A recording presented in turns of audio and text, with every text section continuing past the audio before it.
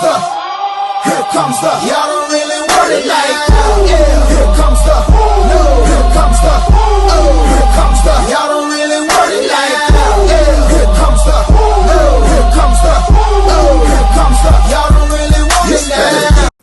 Hello guys, and welcome to another video on my channel.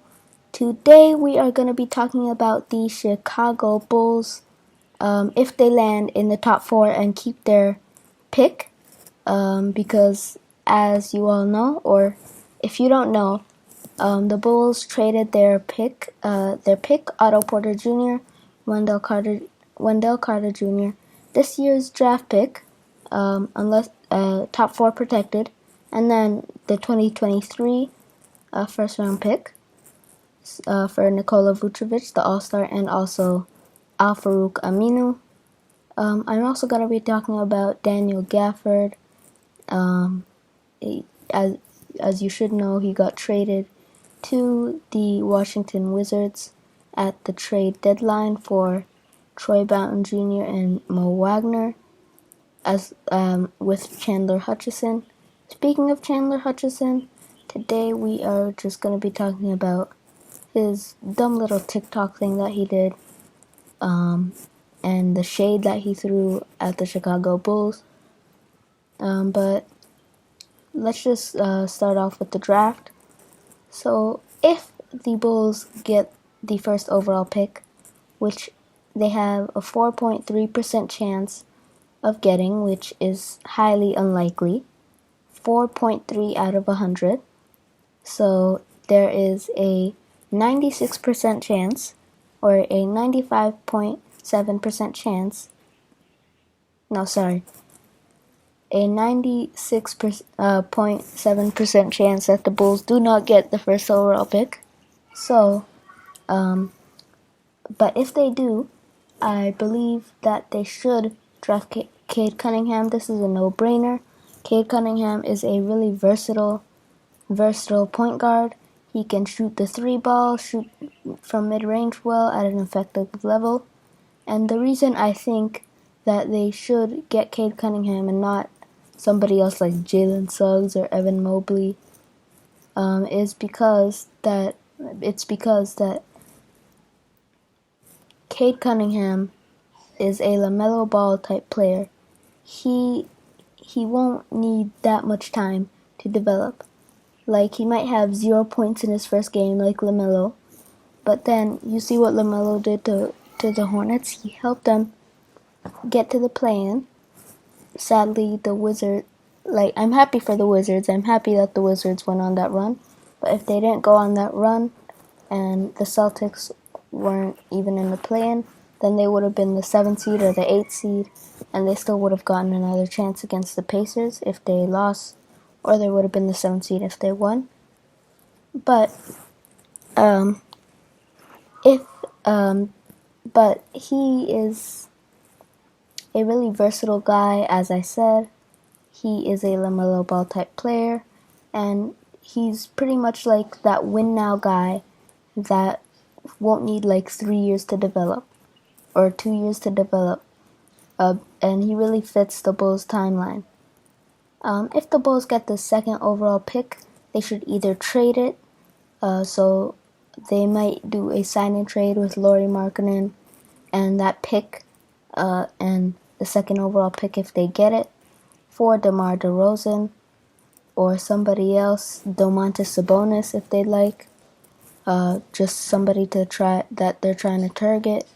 So, or they can pick Jalen Suggs or someone like Evan Mobley, because Jalen Suggs is also a really good point guard. He might need like 1 or 2 years to develop, unlike Cade Cunningham, but he is still a really good 3-point shooter, a really good point guard. He can pull up, he is versatile, and he's just a really good point guard. His defense is decent. Everything, he's like an all-around point guard. He can pass, make. He can do all of that. He just might need a few years to develop. So either him or Evan Mobley. He might also need a few years to develop, but he's a really good shot blocker, 7 feet tall. He's a center / power forward, so he will be able to help the Bulls inside the paint. He's really good inside the paint, and he can also shoot the 3 ball at an elite level for a center of his size. So,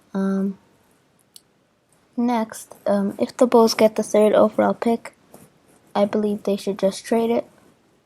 Trade it for someone like Domantas Sabonis or DeMar DeRozan, even De'Aaron Fox, like I said before, because we don't need a 3rd overall pick. We need someone that will fit the timeline of the Chicago Bulls. And same thing goes with the 4th overall pick. They should just trade it if they can, for someone else that can fit the timeline and help the team win. So next I will be talking about Daniel Gafford and Chandler Hutchison. But first let's talk about Chandler Hutchison. He did post a video on TikTok that said when your former team trades you, when you help your new team, when your former team trades you and you help your new team get to the playoffs. And then he had laughing background and stuff like that. How many points per game does he average on the Wizards? Let me check. I really need to check. I also see some articles saying that Chandler Hutchison attempts worst troll job in history. Wizards Chandler Hutchison trolls Bulls players after making playoffs. Wizards Chandler Hutchison trolls former team after making playoffs. But let me check his stats. Overall for the season, he has been averaging 9 minutes and 1.9 points. And for the Wizards, he's been averaging 15.7 minutes and 5.2 points, shooting 40% from the field, 37% from 3, 3.2 rebounds, 0.7 assists, 0.6 steals, and 0.3 blocks. If that is what he means by help the team, he did not help the team at all. Those 6 points, it wouldn't have won them the game versus the Pacers. They blew the Pacers out by 36 points, 46 points, something like that. So if they lost 6 points, there would be no difference. But Daniel Gafford, on the other hand, Daniel Gafford hasn't said anything. He has just proven it with his play, proven that the Bulls made a mistake. On May 21st versus the Pacers in an elimination game, he had 22 minutes, 15 points, 6 for 8 from the field, 13 rebounds, 0 assists, 1 steal, and 5 blocks. And that is an incredible stat line for a second-year player, for a sophomore, after getting traded. And this is like a winner-go-home situation in the playoffs, kind of. It's just it's called the play-in tournament. That's the only difference. And to compare his stats to Chandler Hutchison, he is averaging 4.9 points more. He is shooting 28% better than him. He is averaging 2.4 more rebounds on the Wizards. He is averaging more assists, 0.2 more assists. He is averaging way more blocks. He is averaging 1.5 more blocks. And on top of that, he is averaging 0.1 more steals. And wait, let me compare their turnover. Daniel Gafford is averaging 0.8 turnovers, while Chandler Hutchison is averaging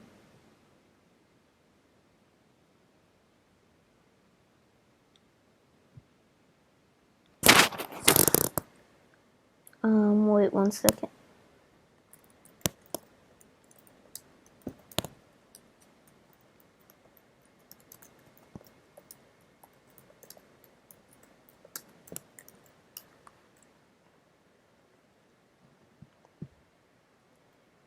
He is also averaging 0.8 turnovers per game. So everything except for the turnovers are Daniel Gafford is ahead of. And also, this is the end of the video, so be sure to like, subscribe, hit the bell button, and help my channel out. Thank you guys so much for helping me hit 42 views on the last video of this channel. I really appreciate it, and thank you guys. We have gained 7 subscribers on top of that, so shout out to all of you subscribers, and let's hope to hit at least 50 views. If we don't, it doesn't matter, I will still be posting. So just thank you guys for the support, and hope you have a good one. Goodbye.